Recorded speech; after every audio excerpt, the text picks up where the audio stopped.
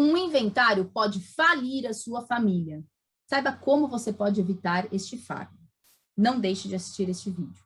Meu nome é Karina Jabur, eu sou advogada especialista em planejamento patrimonial e proteção aos bens da família. E hoje eu vou mostrar para você, tintim por tintim, como é caro um inventário. Antes de adentrar ao tema, eu queria te esclarecer o que é um inventário. Às vezes você não sabe exatamente, já ouviu falar, mas tem dúvidas ainda se é obrigado, se não é obrigado, o que serve, para que ele existe, enfim, vamos lá. Inventário é um procedimento que pode ser realizado de forma judicial ou administrativa, direto no cartório. Existem algumas regras, por exemplo, se você tem filhos menores, você é obrigado a fazer na via judicial, mas geralmente a gente consegue fazer isso a via administrativa, que acaba saindo um pouco mais barato e um pouco mais rápido. Então, é um procedimento que deve ser realizado pela via judicial ou administrativa. E para quê? Toda pessoa que morre e deixa patrimônio, esse patrimônio precisa ser inventariado. Ele precisa ser verificado para saber exatamente qual foi o patrimônio deixado, para saber se existem dívidas a serem pagas e para saber se existem credores e o que pode ser dividido entre a família. Então, será feito um levantamento de tudo que aquela pessoa deixou, dinheiro, veículo, joias, imóveis, tudo, exatamente tudo. Depois faremos a apuração das dívidas, se existem dívidas, quais são e quem são esses credores. Os bens eles serão utilizados primeiramente para pagar os credores e o que sobra é feita a partilha entre os herdeiros, que podem ser filhos, que podem ser o cônjuge, que pode ser os pais, aí depende de cada situação. Então, o inventário é um procedimento que pode ser realizado pela via judicial ou administrativa para identificar o patrimônio daquela pessoa que faleceu, quitar as dívidas e fazer a divisão entre os herdeiros. Pois bem, e por que a gente bate tanto nessa tecla de que o inventário é ruim, de que o inventário é caro, de que não deixe para sua família ter que fazer um inventário? Por que o tema? Um inventário pode falir a sua família. Porque dependendo do que você tem de patrimônio, na sua família vai ter um custo absurdo para poder fazer o inventário e talvez ela não consiga nem ficar com aquele patrimônio. Ela precise vender aquele patrimônio para pagar o inventário. Por que eu estou falando isso? Vamos lá. Se você tem, por exemplo, um único imóvel, às vezes as pessoas, elas têm, não vou nem dizer só um único imóvel, tá? Vou mais além. Tem famílias que têm muitos imóveis. Nem todos estão alugados, ou às vezes eles estão alugados, mas os valores dos aluguéis não são tão elevados.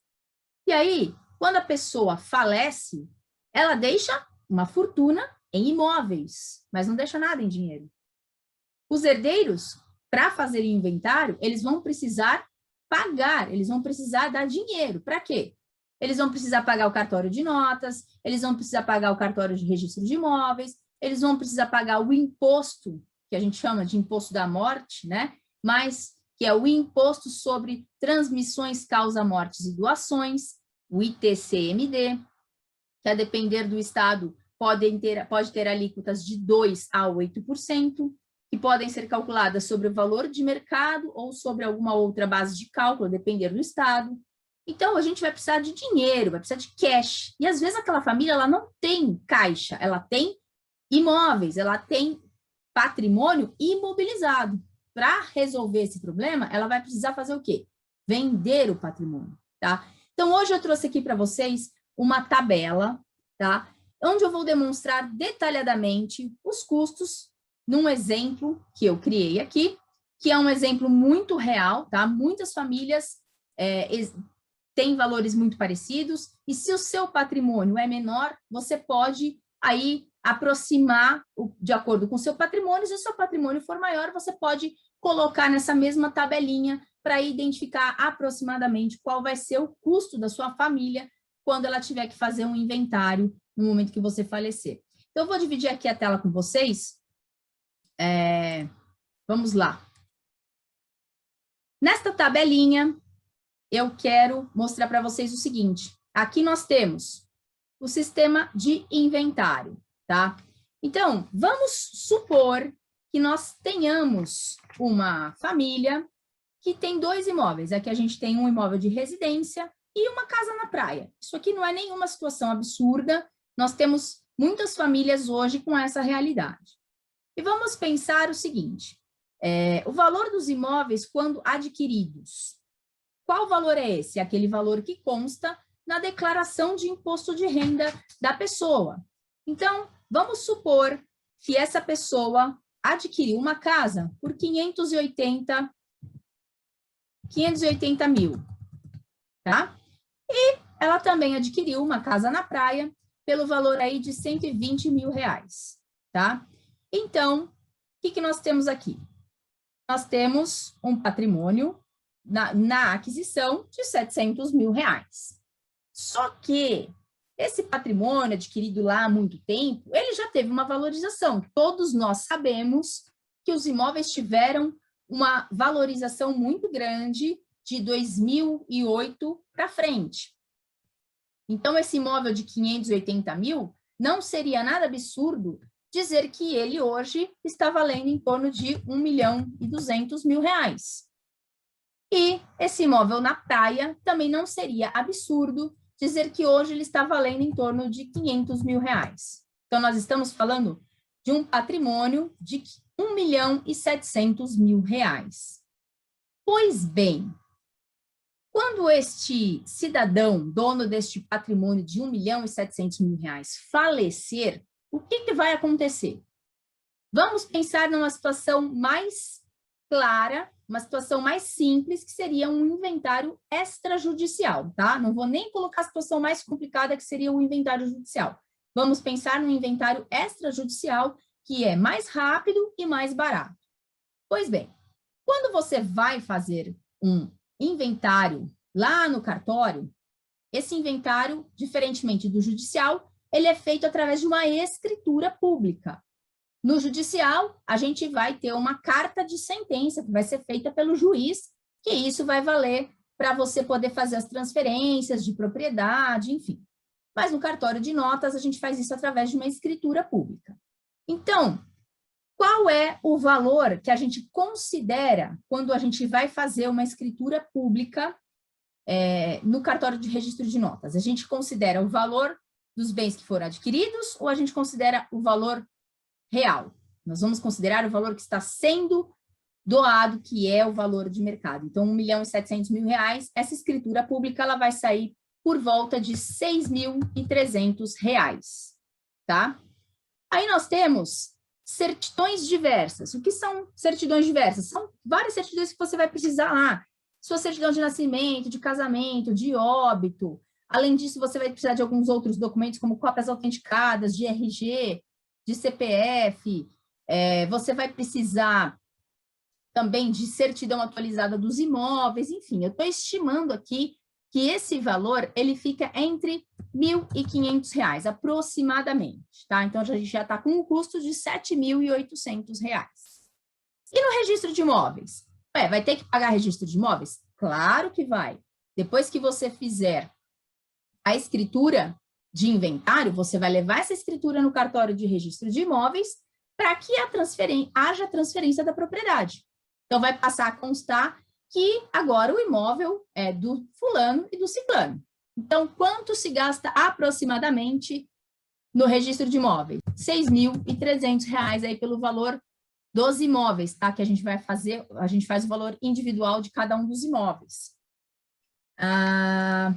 E o imposto da morte? Bom, aqui em São Paulo, a gente tem a seguinte situação. O imposto, ele ainda está pela alíquota de 4%. E esse valor é considerado o valor de mercado, o valor de referência dos imóveis, tá? O valor venal de referência. E foi o valor que eu coloquei aqui, ó. 1.200.000 para residência e 500 mil para casa na praia. Então, aplicando-se a alíquota de 4%, essa família vai pagar R$ 68 mil no ITCMD. E esse valor, ele precisa ser pago à vista. Existe alguma possibilidade de você parcelar, mas é limitada a quantidade de parcelas, são algumas situações específicas e você tem um prazo de até 180 dias para recolher esse imposto, tá? Esse prazo é contado do falecimento, senão você vai ter que pagar uma infinidade de encargos, multas, juros, enfim, que são valores muito elevados, que prejudicam demais e elevam demais esse valor. E o advogado? Bom, aqui em São Paulo, na OAB, a gente tem uma previsão na tabela que seria de 6% para um inventário extrajudicial. Então, eu vou colocar esse valor de 6%.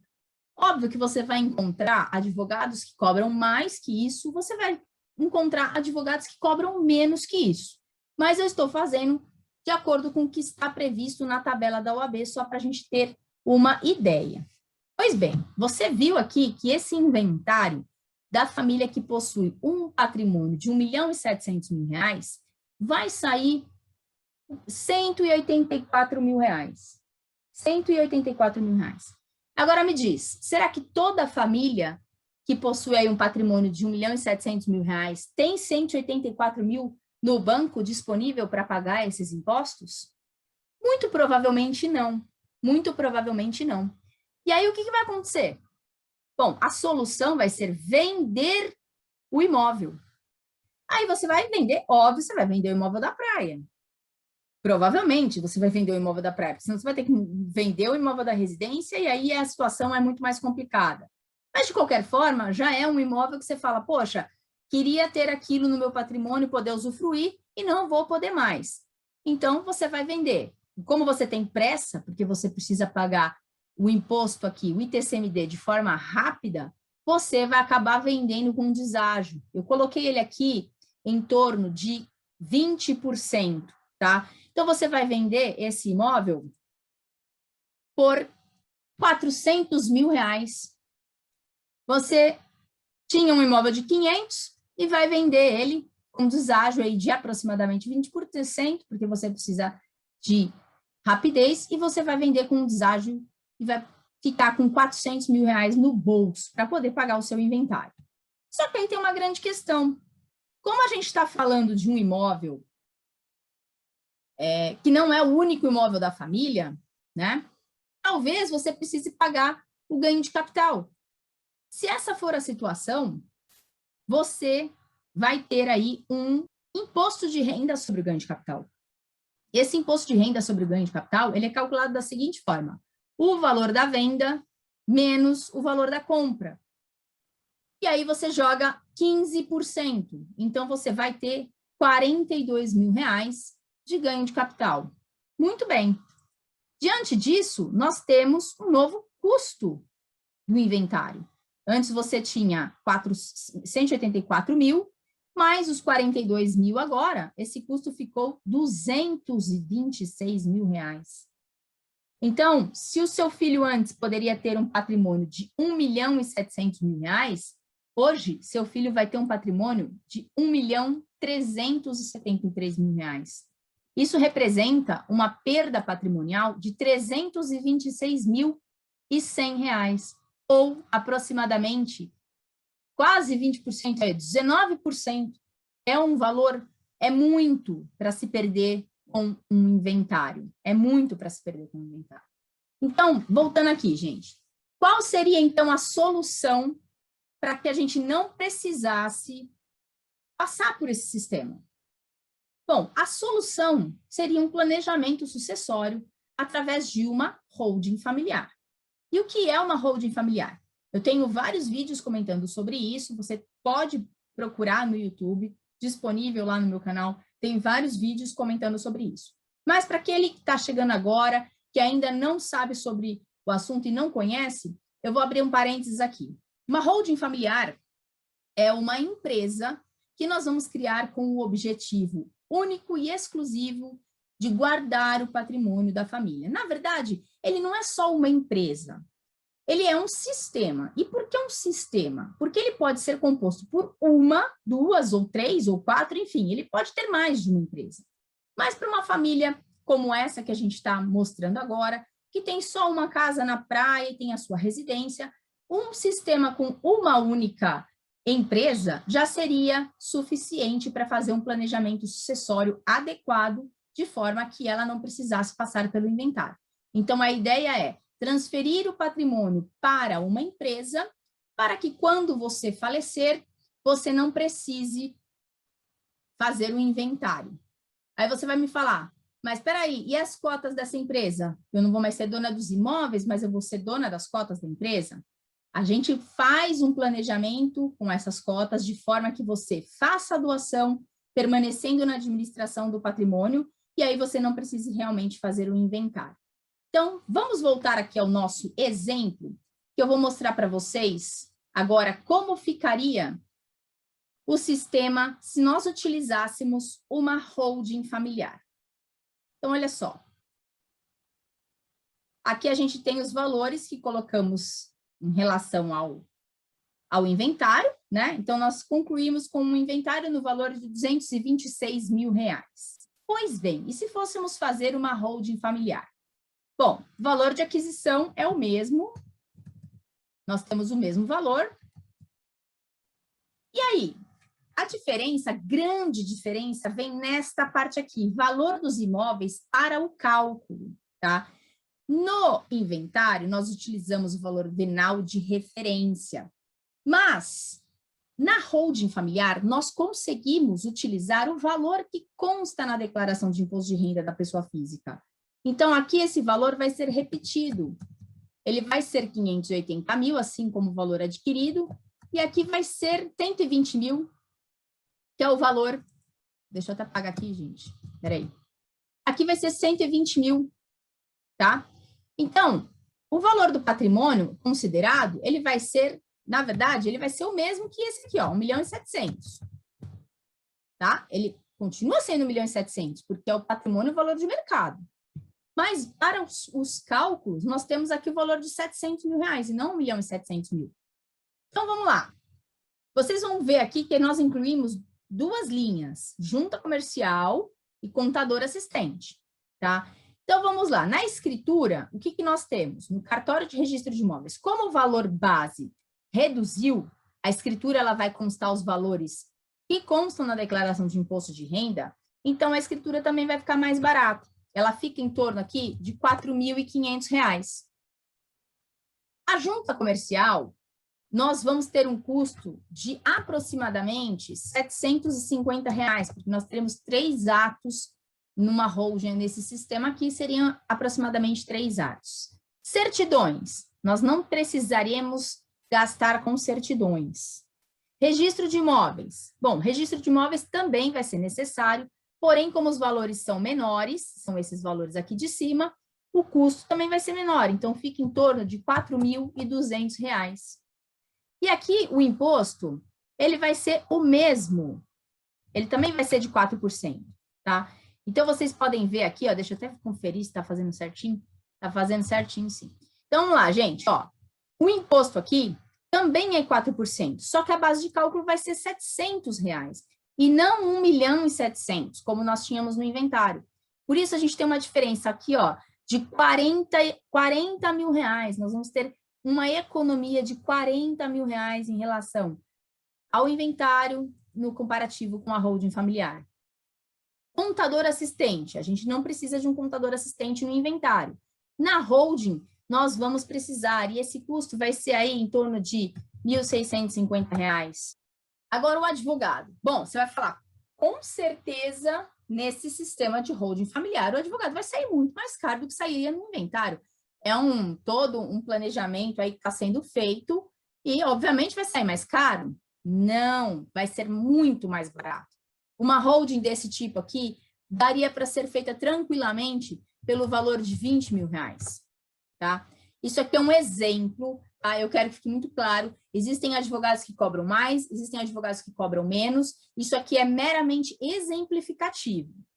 Então, você pode ver que, em comparação a um inventário, o sistema de holding é extremamente mais barato. Você vai pagar aqui, ó, pouco mais de R$59 mil numa holding, quando você pagaria R$184 mil num inventário. E o melhor de tudo isso, você vai precisar vender a sua residência ou a casa na praia? Não, você não vai precisar vender. A economia que você vai ter? A economia de 167 mil reais, gente. Olha isso daqui, ó. O percentual, 26% a menos que você gasta com uma holding familiar do que você gastaria com um inventário. E quanto sobra aí no bolso do seu filho? O patrimônio que vai sobrar no bolso dele é esse, ó, 1.700.000 reais. Por quê? Porque você não precisou vender nada. Você consegue fazer todo este sistema antecipadamente, ainda em vida, planejando de forma a longo prazo. Então, você tendo ideia de valores, você consegue se programar para que você possa fazer esses pagamentos sem haver um prejuízo aí, sem te pegar de calça curta, sem pegar você de surpresa, como acontece muitas vezes numa situação de inventário.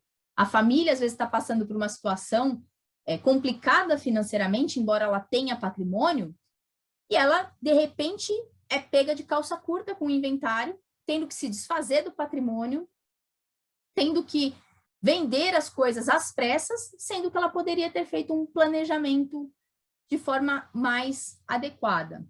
Então, é isso, gente. Eu queria mostrar para vocês como que é essa diferença, como é gritante essa diferença, porque muitas vezes eu comento nos vídeos que os sistemas de holding familiar, ele é um sistema de planejamento muito mais bacana, que te propicia uma eficiência tributária, que te propicia deixar a família tranquila para que ela não precise fazer um inventário, tá? E, além disso, evitar conflitos, porque muitas vezes a família se dá super bem, os irmãos com a mãe ou com o pai, e quando o pai ou a mãe falece, aí vira aquela bagunça, porque às vezes aquele imóvel é um imóvel só, onde a mãe reside, ou onde um dos filhos reside, e aí os outros querem a parte, querem vender. Então, esse sistema, ele é muito eficaz também para essa questão de conflitos familiares. Eu espero que vocês tenham conseguido visualizar a diferença entre esses sistemas e que vocês tenham conseguido entender a importância de se fazer um planejamento sucessório ainda em vida, para que você não deixe esse fardo para sua família. Não esqueça de compartilhar esse vídeo com os seus colegas, salve para você assistir depois, inscreva-se no canal do YouTube, sigam-me nas redes sociais, eu estou no Instagram, estou no Facebook e voltarei sempre com novos questionamentos, novos vídeos, porque lembrem-se, informação é poder. Nós precisamos estar sempre atentos para não sermos pegos de surpresa. Obrigada, pessoal. Até o próximo vídeo.